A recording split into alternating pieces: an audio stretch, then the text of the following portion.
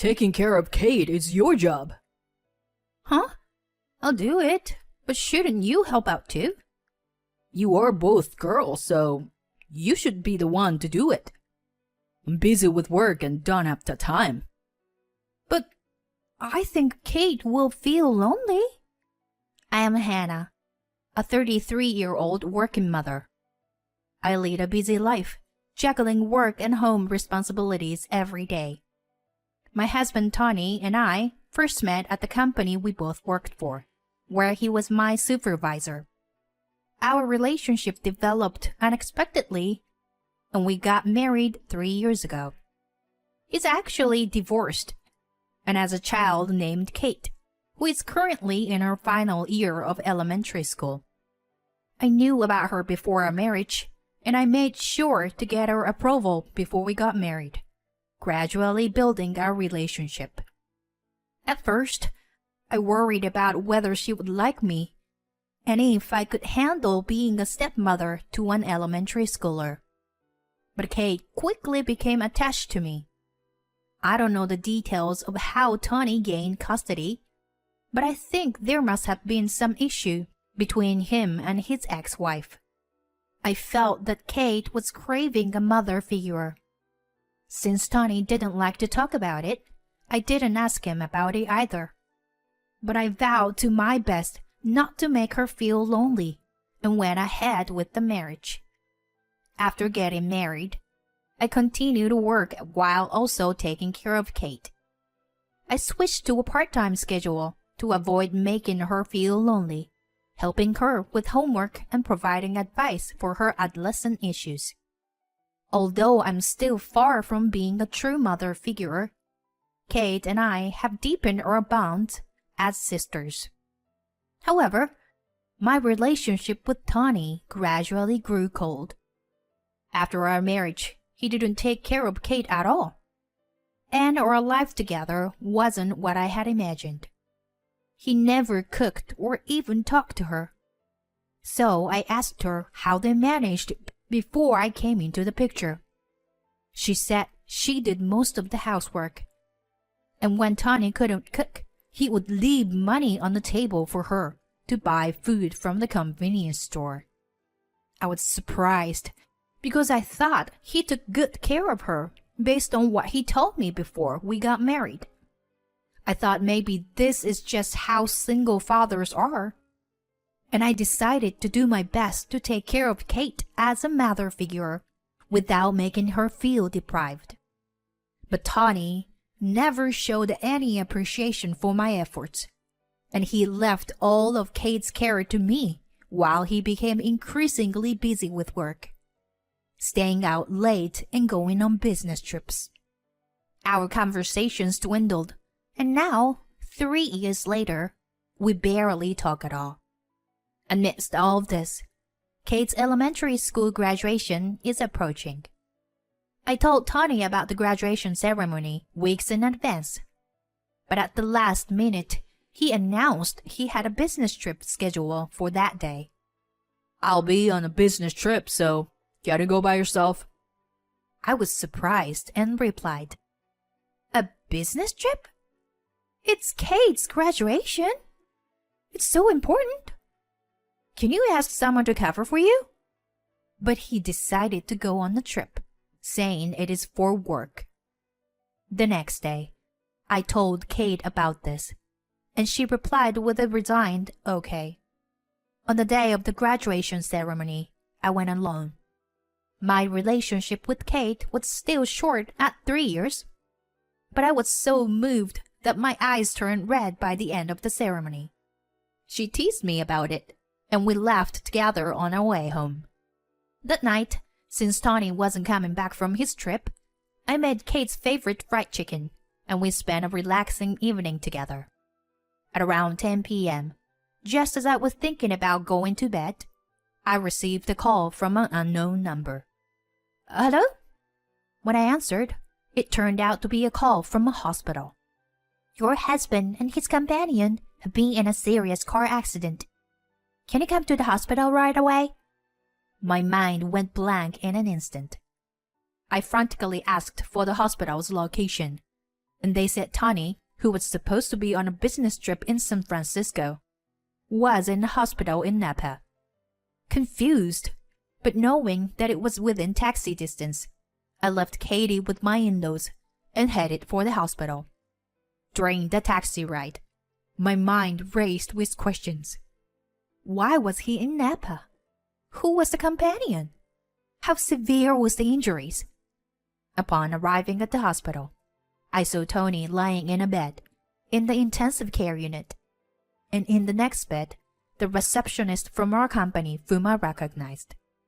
In an instant, I understood the situation. He had been having an affair. I had never suspected him of cheating before, so I was stunned by the shock.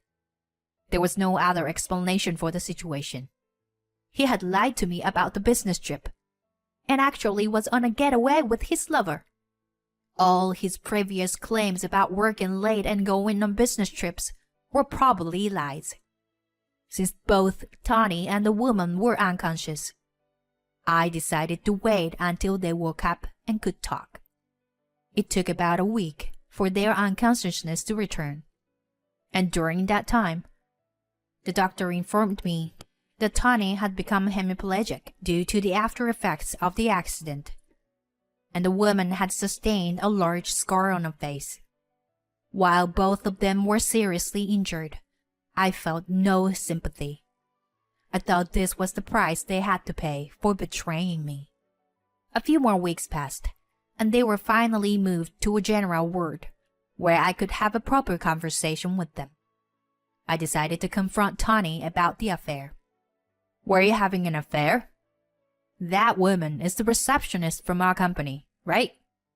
To my surprise, he denied it. No, it's not like that. I was expecting him to admit to the affair and apologize, so his reaction was startling. Wait, then why were you in Napa? You said you were going on a business trip to San Francisco, he replied. Did I? I don't remember. I must have said so by mistake, I guess. Of course. I couldn't accept the explanation. So why were you with the receptionist? There was no need to bring her on a business trip. Right, he smoothly replied, as if he had prepared an excuse. It was just a coincidence. When I went to Napa for a trip, she happened to be there too, so we decided to have dinner together. Then the taxi we were in on the way back got into an accident. His explanation was quite far-fetched. However, I had no evidence to call it a lie, nor did I have any proof that he was cheating. No matter how much I pressed him about the affair, he refused to admit it, and instead seemed to be doubling down on his denial. I was dumbfounded. He must know that his excuse is hard to believe. However, he won't admit to anything unless there is evidence. Frustrated, I told him, "If you won't tell me the truth, I can't continue our marriage." I thought I would consider it if you admitted and apologized. I told him that I was prepared for a divorce. Then his face turned angry. You are a heartless woman. Or are you planning to abandon your husband now that he is paralyzed? He attacked me as if I were a bad guy. I couldn't say anything and just stood there. He continued, I'll tell everyone at work. They will all look down on you when they find out what a terrible person you are. It seemed like he was threatening me, and I thought that if I insisted on a divorce now, it would put me at a disadvantage. So I decided to hold off the divorce for the time being. I could gather evidence of his affair and then confront him with it. Since I no longer had any love for him, I decided to continue our marriage as a preparation period to secure favorable divorce terms. All right, you really weren't cheating. I believe you. He smirked and said, You're my wife, so take care of me for the rest of your life. I shuddered at his smug expression. I had to gather evidence as soon as possible and finalize the divorce. or I would be forced to take care of this man for the rest of my life. With these thoughts, I brought him home after he was discharged from the hospital, and our life of reluctantly providing care began. He is still in rehabilitation, so he is considered on a leave of absence. Our company has good welfare benefits, so they are letting him take a leave of absence without firing him, allowing him to return once he's recovered. On the other hand, the woman he was with had some scars on her face, but no lasting after effects, and she has already been discharged from the hospital and returned to work. She is working as if nothing had happened regarding her alleged affair with him. I see her every day when I go to the office, and she greets me with a cheerful smile without showing any remorse. Both of them continue to deny the affair and maintain that their meeting was a coincidence, and they just happened to be in the accident together. When I see her enjoying herself without any care, anger wells up inside me, but I hold it in. Once I gather evidence, I can divorce him and hold her accountable as well. Until then, I have no choice but to endure. Although I have decided to divorce him, I am worried about Kate. Her father, Tony, is now paralyzed on one side of his body. He can't take a bath or go to the toilet without assistance. It's difficult for him to cook and do laundry on his own since he is basically living in a wheelchair. If I divorce him, Kate will have to take care of him.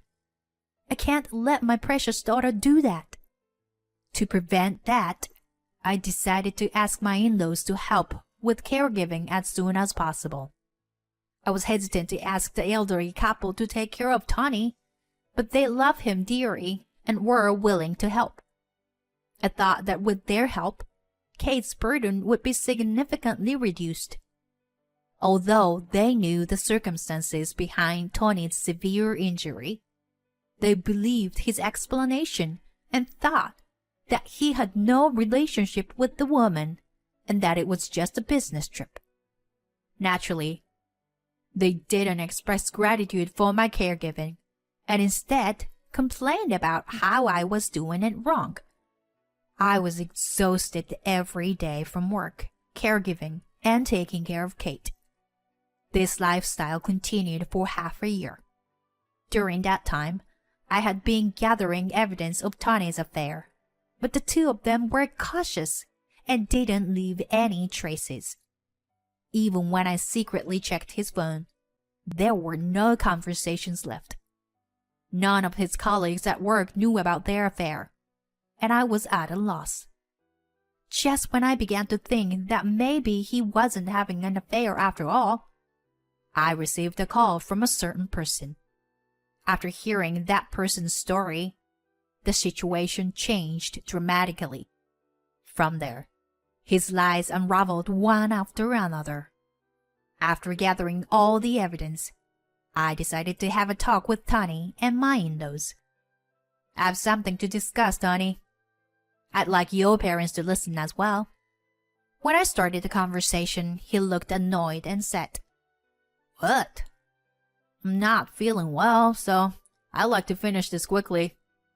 It's so inconvenient with this body. Your caregiving isn't great either." He never forgot to make sarcastic comments like that to me. But today, I didn't care about such remarks. "Please, divorce me," I said, thrusting the divorce papers at him. He laughed and said, "As I told you, if you divorce me now, you'll be the worst wife who abandoned her paralyzed husband. Are you okay with having that label? Everyone at work will despise you." He spat out that line as if he thought it would make me change my mind. But things wouldn't go as he said. I had invited a certain person for this day. "Mandy, please come in." The person who entered the living room was his ex-wife, Mandy. She was the one who had contacted me a few weeks before. Apparently, She had asked Kate for my contact information and had reached out to me to share some crucial information. She told me everything. It seems you were cheating on her with that woman, even while you were married to her. You've been continuing the relationship, haven't you? I said. And his face, as well as his parents, turned pale, and they fell silent.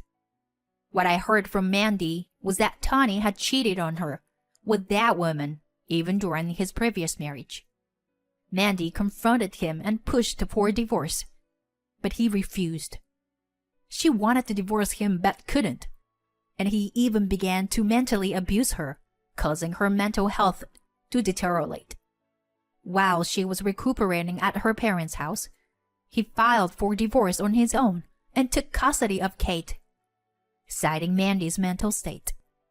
Mandy had been begging Tony to return Kate to her, but he thought being a single father would make him more attractive, so he treated her like an accessory and refused to let her go. And I was deceived by him and ended up marrying him. Of course, his relationship with that woman continued even after our marriage, and I was living a married life without knowing anything. Mandy's mental state improved after the divorce, and she now lives a normal life without any issues. She had been investigating his downfall to get Kate back from him. She had several photos proving his ongoing relationship with that receptionist and gave them to me. I got hold of those photos as evidence, so I decided to confront him about the divorce today. These photos are the evidence. Mandy took them. At this, he angrily turned red and snapped at Mandy. Are you meddling? Are you stalking me? Do you still have feelings for me? You're disgusting. She calmly replied. I just want Kate back. You're too busy playing with this woman and not taking care of Kate at all. Please return her to me quickly. But he refused, saying, I won't let her go. Having her around raises my reputation at work and makes me more attractive to women. I asked him, Then why did you marry me? If you want to be popular with women, you don't need to get married. He then spewed out the most despicable words. You are a housekeeper. I just wanted you to do housework and take care of Kate. That way, I'm free, and I can play with her too. She doesn't like kids, so she won't play with me if I have a child. I was speechless at his utterly disgusting thoughts, as I didn't think he could be such a low person. Mandy and I looked at him with contempt, and his parents anxiously said, Don't blame Tony. He's currently half paralyzed. It's terrible to gang up on him.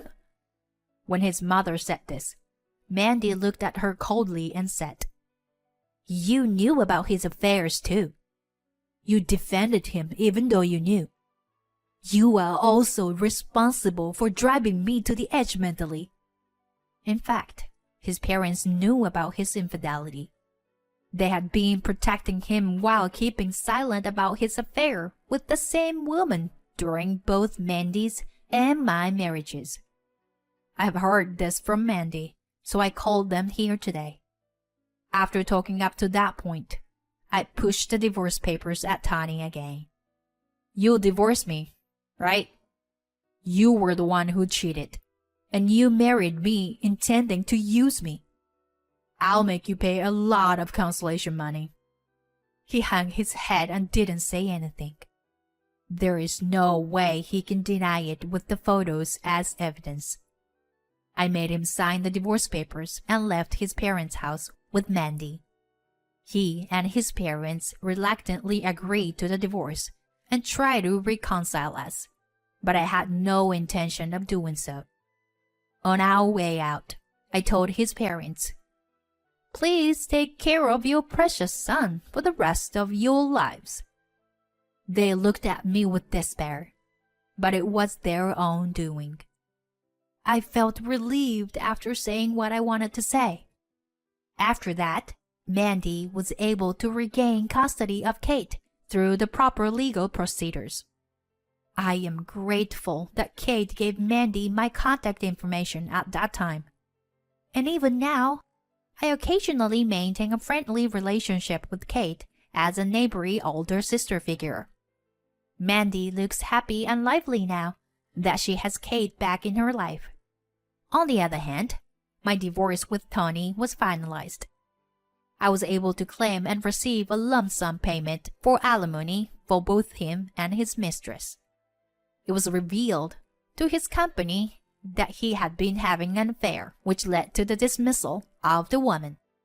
Tony, who had been on leave at the time, had falsely claimed to be on a business trip while going on a vacation with the female employee, which led him to being forced to resign voluntarily, eventually leaving his job. I have continued to work at the same company ever since. My colleagues have all sympathized with me and encouraged me. Having had enough of men for now, I plan to focus on my work for a while. Next time, I want to work on improving myself so that I can meet a sincere man.